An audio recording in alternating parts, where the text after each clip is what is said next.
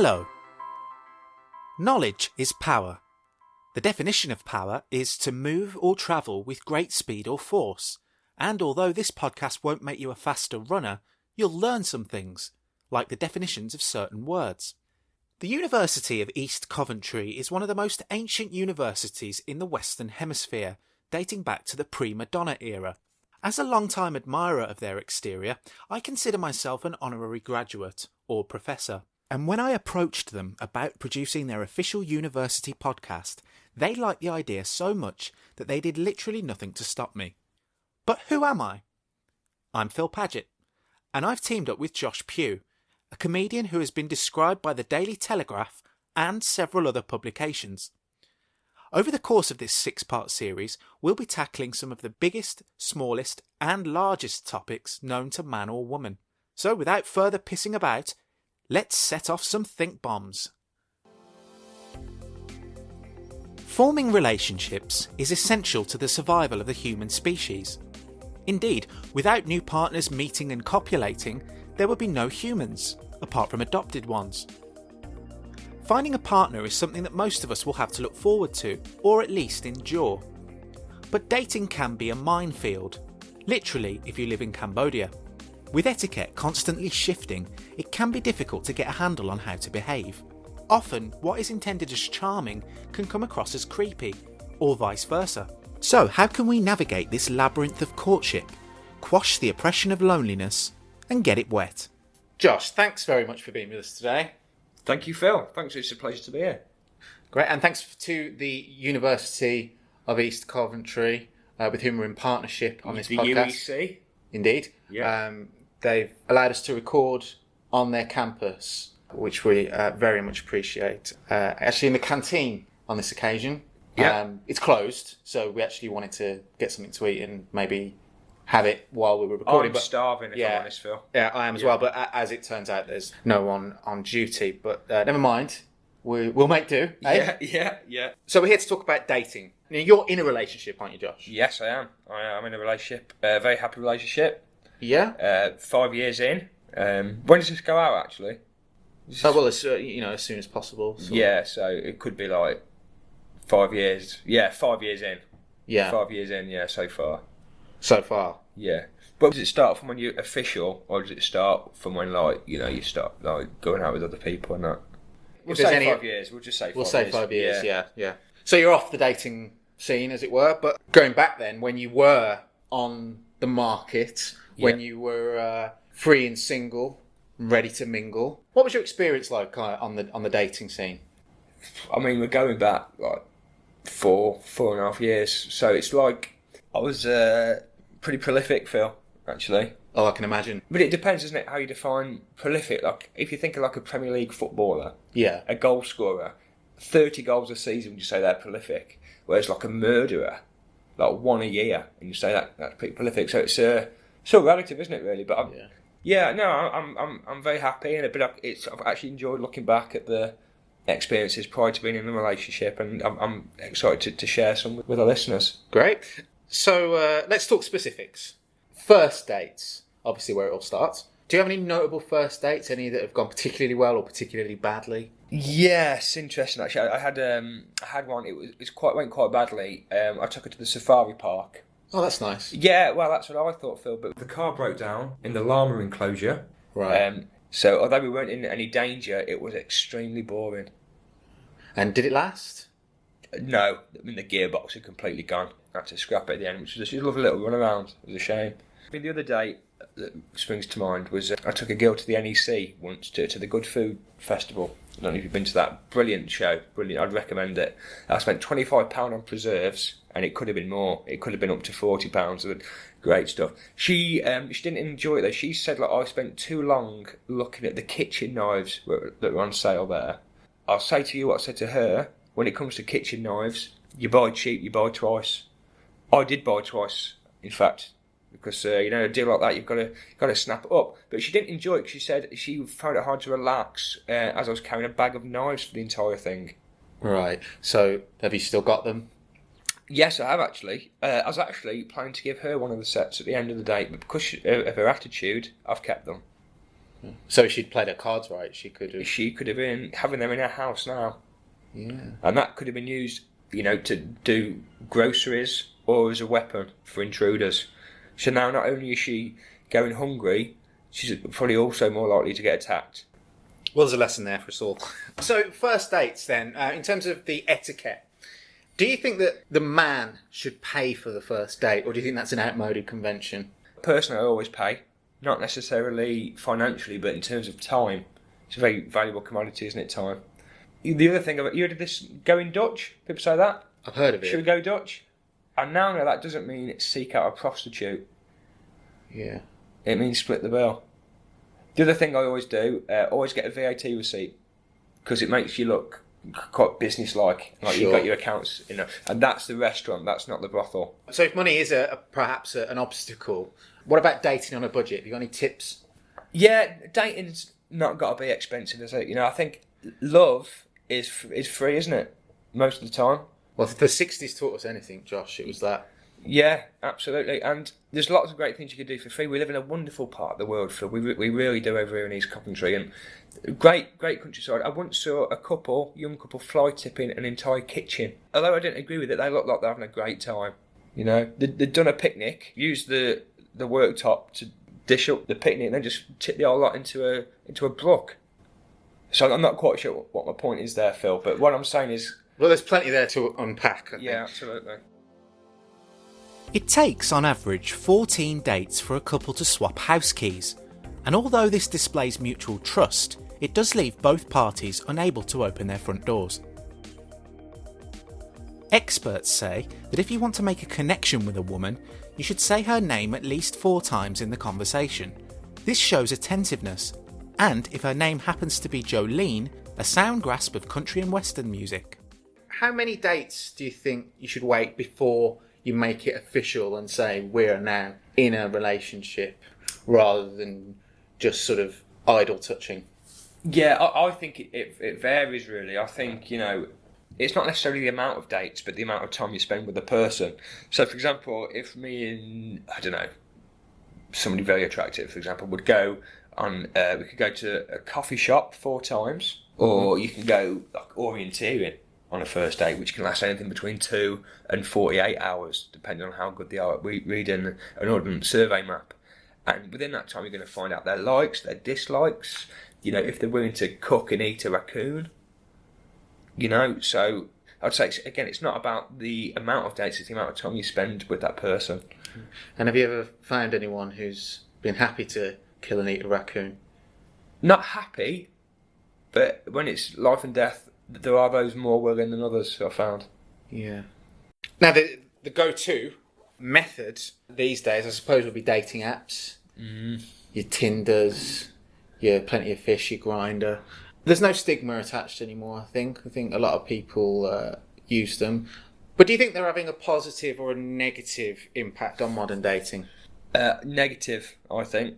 I mean, when my girlfriend found me on one, she was not happy. But on the whole, there can be positives to them. A friend of mine's a joiner, and he's on there purely for business reasons. So he'll be flicking through Tinder, and he'll see like a girl, and in the background there's like a skirting board, which is like a bit tatty. He'll just send her a quote, just direct quote, straight there. He's got quite a bit of business off it. That's very entrepreneurial. Yeah, no, it is. Do be careful though. One thing I'd say, one of my friends got chatting to a girl on there, and she's like a veterinary nurse. She seemed really nice, looked very nice on the pictures. And then when he actually seen her in person, she was much bigger than he thought she was going to be.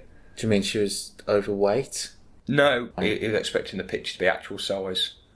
And then when she turned up and she was like 5 foot, he was really confused. Scale issues. Real scale issues, yeah. Yeah, that's a pitfall. So, we've established that you haven't been dating for some time. Yeah. Wow, it's like 3 years, isn't it? Yeah. But there'll be listeners who are still out there.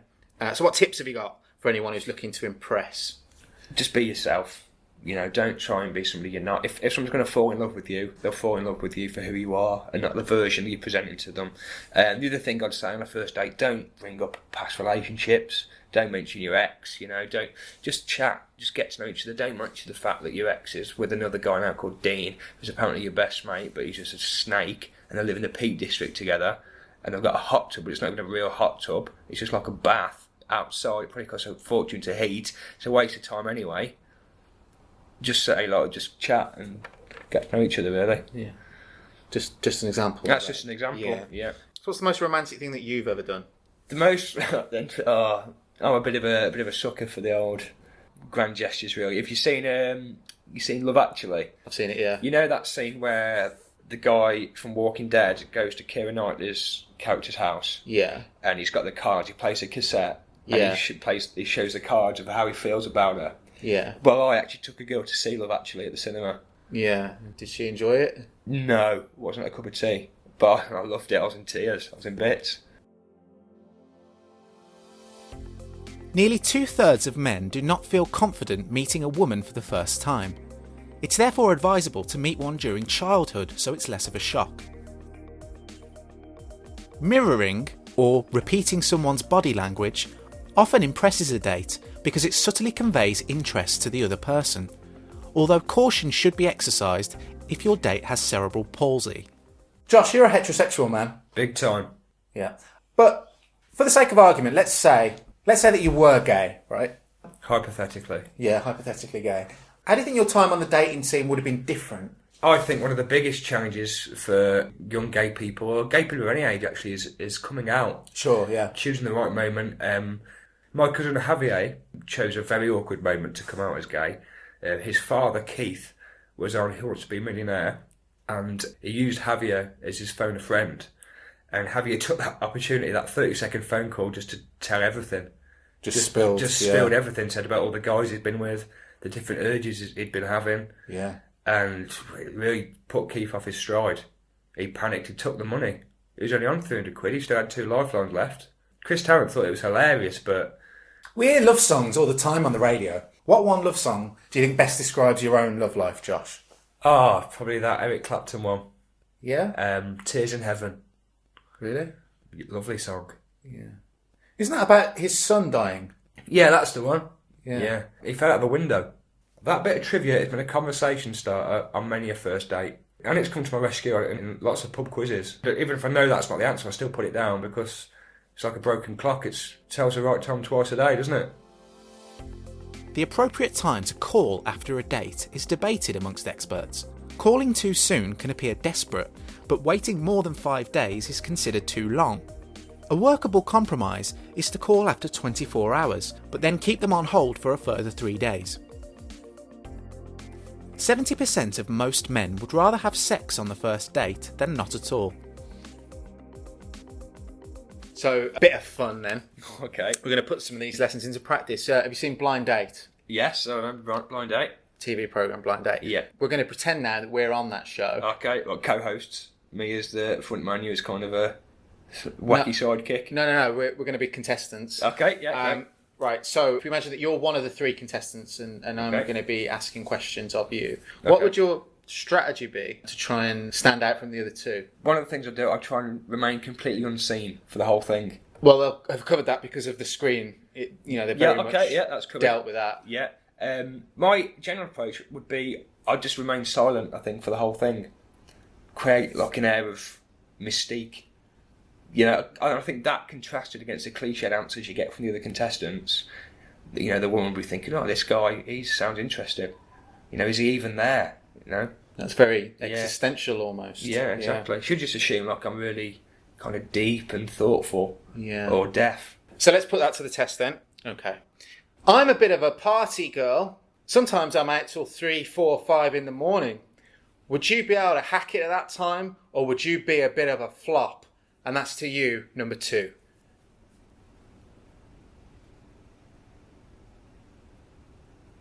That's very effective, actually. Yeah. And that you knew that was coming as well. I know, and it still wrong-footed me, so... Yeah. So let's say I picked you, number 2, Josh. Yeah. The screen goes back. Yeah. Then what? Well, there's no going back then because you've picked me, so you can't pull out of it now. No, I mean, what would you do? Well, okay. I said I'll just stay silent for the whole thing. Even on the trip. Just the whole thing, I'll just stay completely silent. And just like look her in the eyes and just communicate through my eyes and just maybe a bit of dance. It'll probably make terrible TV, but That would be my approach, Phil. So we've established how to attract a partner, but what about what you're actually looking for? So let's say that you were a single man. What would it be that you were looking for in for want of a better word, woman? Fun. Looking for somebody with a lot of fun. And that's not just sexual fun, that's across the board. You know, somebody who's fun, somebody who, you know, takes an interest in me, somebody to go on long walks with, somebody to share my inner beliefs with, somebody to hold me if I'm having a tough time. You know, sometimes just every couple of weeks, you know, when I feel a bit low and I'm having a bit of a cry, just somebody to hold me. You know, when they get in and I've been in all day drinking and I've been sick on the bathroom floor, just wailing and just sobbing, just somebody just to be there for me, really. You know, you need someone just to silence the screaming in your soul just for a couple of seconds. You know, each day. I love a big pair of tits as well. If we delve a little bit deeper then, monogamy, not the wood, prevalent in our culture. Now, there's an argument to be made, though, that from a Darwinian point of view, this isn't beneficial. Men should be casting their nets as wide as they can in order to get beneficial mutations. Do you think there's anything to be said for the normalisation of polygamy or multiple partners in Western culture? I do think they can work. My first relationship, we were polygamists, as you'd say, and I think it's just about communicating. Like, I'd go out and she'd go out separately, and I'd get a text. She'd say something like, "Oh, me and Dean, just as a friend, me and Dean are just like going to go for a drink tonight. See you back at the flat later." And then I'd get another text later on saying, "Dean's coming back to ours, and make yourself scarce." You know, and then it'd be like, "Yeah, fine, you need space." Next morning, I'd get a text, me and Dean going shopping for the day. Then, like a couple of days after that, it'd be like, "Me and Dean are moving in together. Come and get your stuff." Do you know what I mean? And that went on for about 6 months. Then eventually she turned to monogamy. Just her and Dean then. Yeah. But I think 6 months is a pretty good run at that, really. Yeah. I wasn't seeing anyone else at that time. But the proof's in the pudding, though. The proof's in the pudding, yeah, because they're really happy now. Yeah. So when you're choosing a partner then, from either side of the coin, psychological issues can play a part. Yes, absolutely. I find the women with psychological issues are actually easier to sleep with. But what I mean is your own psychological issues. Oh, okay, yeah. So, for example, you could consciously or unconsciously seek out a woman who's similar to your mother as a way of dealing with issues from the past. That's quite a common thing. So my question is your mother seeing anyone at the moment? Yeah, no, she's not at the moment. Cool. That is good to know. And is she all right these days? Yeah, she's all right. Yeah, fine. Cool. Right. That's it. Happy, is she? Yeah. Yeah, she's fine. She's great. Are you looking for anything or? Don't know. I honestly don't know. You'd have to ask her. Okay, I think I will. So, have any of your past partners resembled your mother, either physically or in terms of dimensions, sizes, that sort of thing? And if so, do you have any of their details? For this, you want to kind of interview him for this and find out about me as a partner? Is that what it is? Yeah, if you like. Yeah, I can sort you out with them at the end. No thank you. In terms of psychological issues, do you think history can repeat itself? For example, are children from a broken home, do you think, more likely or less likely to have problems in their own marriages later in life? Do you think there's any possible connections there? I don't know. I just think divorce is quite a good thing, Phil. If you take the analogy of a party, I enjoy a party much more if I know I can leave at any time. I'm more likely to enjoy that. I think marriage is a social construct. It's not necessary in many ways. I think you don't need a certain day, a particular day, a wedding day, to say that's the moment we commit and be faithful to each other. I think that can come at any point. For me, for example, 2.5 years ago, I made that decision. I haven't looked back since. So, Josh, thanks for your time today on this programme. So, until next time, bye. Bye-bye. You've been listening to Josh and Phil's Knowledge Club. The location manager was Klaus Dixon. The recording equipment was from eBay. Hair and makeup was by Gavin Preston. And the programme was produced by Brian Eno.